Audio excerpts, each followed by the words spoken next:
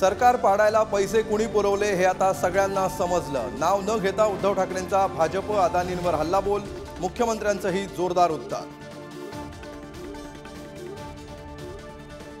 गिरीश महाजन मनोज जरांगेंची भेट घेण्याची शक्यता, सरकारचे प्रतिनिधी म्हणून करणार चर्चा।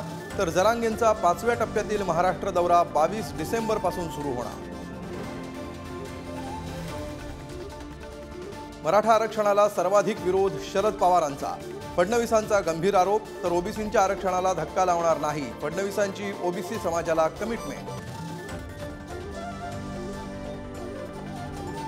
वर्ध्यातील ओबीसी एल्गार सभेला भुजबळ गैरहजर, तर ओबीसी मेळाव्याला वर्ध्यात अत्यंत कमी प्रतिसाद, अनेक खुर्च्या रिकाम्या।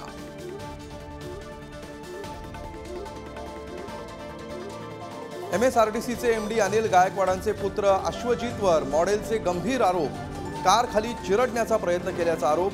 अद्याप अटकेची कारवाई न झाल्यामुळे काँग्रेसचा हल्लाबोल। इथेनॉल निर्मितीवरील बंदी केंद्राकडून शिथिल, 17 लाख टनापर्यंत साखरेचा इथेनॉल निर्मितीसाठी वापर करायला मुभा।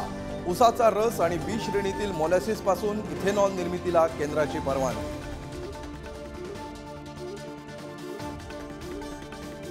सांगलीतल्या ऊस दरवाढीच्या बैठकीतून राजू शेट्टी बाहेर, कारखानदारांनी योग्य वेळेत निर्णय घ्या, स्वाभिमानीची मागणी। कोल्हापुरातील फॉर्म्युला सांगलीतील कारखानदारांना अमान्य। साताऱ्यातील धोम कालव्याला भगदाड, शेजारील गावांमध्ये शिरलं पाणी, अनेक ऊसतोड कामगारांचे संसार उद्ध्वस्त।